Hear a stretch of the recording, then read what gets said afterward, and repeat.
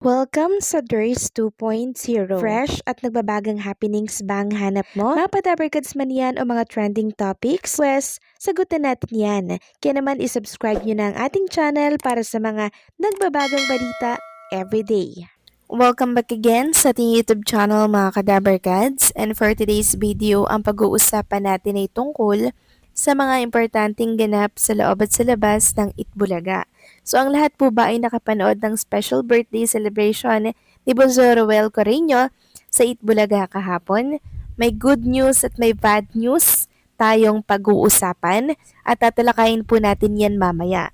So birthday muna ni Roel Carreño ang tatalakayin natin na kung saan sobrang pinaghandaan, sobrang special at na-overwhelm ang lahat ng Dabarkads sa binigay na atensyon ng Itbulaga kay Roel Carreño na tila baga ka-level na po ng mga matatagal na Itbulaga hosts sa naturang noontime show. Marami nga po mga fans club ni Roel Carreño ang dumating sa Itbulaga studio. Andyan po ang Manila, Muntinlupa, Las Piñas, Makati, and Pasay chapter para po sumuporta at makiselebrate sa birthday po ni Roel dito po sa Itbulaga. So pinaunlakan po sila ng TBJ Production na makiisa sa napaka-special na araw ni Roel sa kanyang buhay. So nagdatingan din ang mga iba pang mga clones para kantahan si Roel at batiin sa kanyang kaarawan. So hindi ito expected ni Roel, isa ito sa mga surprise ng Itbulaga. At hindi lang yan, may mga pa-video greetings pang hinanda ang Itbulaga mula po sa mga mahalagang tao sa buhay ni Roel. Mula sa mga kaibigan niya, pinsan, tita at hindi lang yan. Ito ang mas matindi, ang ginawang surprise ng TBJ na hindi po makakalimutan ni Roel. Ang pakikipag-ugnayan po ng TBJ Production sa anak mismo ng ginagaya ni Roel na si Matt Monroe. Nagbigay po ng mensahe si Michelle Monroe, daughter ni Matt Monroe, kay Roel Carreño. Hindi niya po ito expected. Bibihira lamang po ang ganitong pagkakataon. Pambihira po ang ginawa ng Itbulaga at nakita nga natin kay Roel na sobrang hindi din siya makapaniwala na nangyari ito sa kanyang buhay. Lubos nga po ang pasasalamat niya sa birthday celebration na inihanda po ng Itbulaga sa kanya at sana daw ay mahaba pa po ang pagsamahan nila ng naturang programa. Nagpasalamat din po ang nanay ni Roel sa napakagandang ginawa po ng Itbulaga sa kanyang anak at hindi lang yan. May mga regalo din po ang Itbulaga sa kanya like mga damit na branded. Nakaka-overwhelm po ang ginawa ng Itbulaga sa kanya at habang pinapanood nga po siya ni Bossing Vic Soto at Boss Joey De Leon itong Zeruel, together po ang mga clones. Sobrang aliw na aliw po si Boss Joey at Bossing Vic Soto sa mga clones natin at syempre kay Roel. Imagine sa maiksing panahon lang nakapag-uwi na po agad ng karangalan si Roel. Kaya love na love din po siya ng Itbulaga.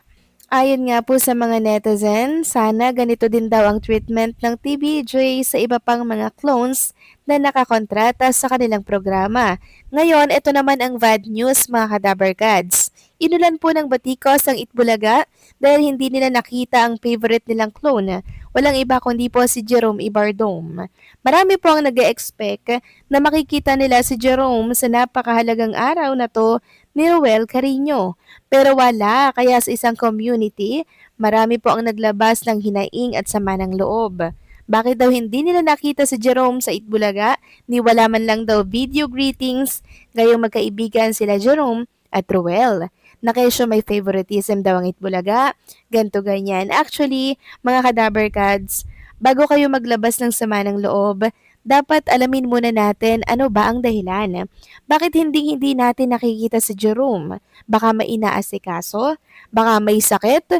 Or busy sa simbahan? Hindi naman tama na sa Itbulaga natin isisi ang lahat porket di natin nakita si Jerome. Kasi kilala natin ang Itbulaga. Pag nagbibigay yan ng schedule, rotation po yan. Sabi nga ng isang netizen, bakit kayo magagalit sa TBJ? Ask nyo si Jerome bakit wala siya. Siya lang ang makapagsasabi ng valid reason bakit di siya nagpapakita sa Itbulaga at bumati sa BFF niya. Huwag masyadong judgmental. Sa din ako at wala siyang kasi favorite clone ko rin siya. Contract artist na si Jerome ng Itbulaga kaya dapat present din siya palagi. Mas priority niya yung mga gigs niya sa labas or siguro may iba nang gustong mag-manage sa kanya. Sayang naman wait ko rin siya kanina pero di siya nagpakita. Huwag isisi sa EB ang dahilan. Ask niyo si Jerome, siya lang ang makakasagot sa mga haka-haka ng fans. Tapos may nag-comment dyan na may sakit si Jerome, may trangkaso siya, ako man hinahanap ko siya. So yan po yung kasagutan. May sakit si Jerome kaya hindi po siya nakarating sa Itbulaga. So ayun naman pala mga kadaber cards. Kaya wag na po kayo magtampo or magalit, maglabas ng hinanaing dito po sa programang Itbulaga kasi sabi ko nga po, ang Itbulaga nagbibigay yan ng schedule. Rotation yan sa mga clones natin. Kaya pag nakita natin si Jerome, 'di ba, may schedule. Pag di natin nakita si Jerome, ibig sabihin, baka meron siyang inaasikaso, meron siyang sakit, busy sa simbahan, ang dami po kasing mga posibilidad. Kaya bago tayo magsalita ng masasakit laban sa Itbulaga, siguraduhin muna natin ano ba talaga yung problema. Ano ba talaga ang rason? At para naman sa mga nag-aantay po ng ganap ni Jerome Ibardome, meron po siyang concert by January 14, 2026 po yan, Wednesday 8 p.m.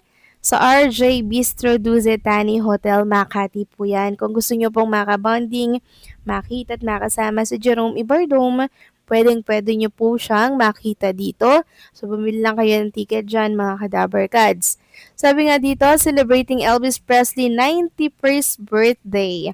Super Elvis night po ito. 91 birthday na pala ni Elvis Presley ha.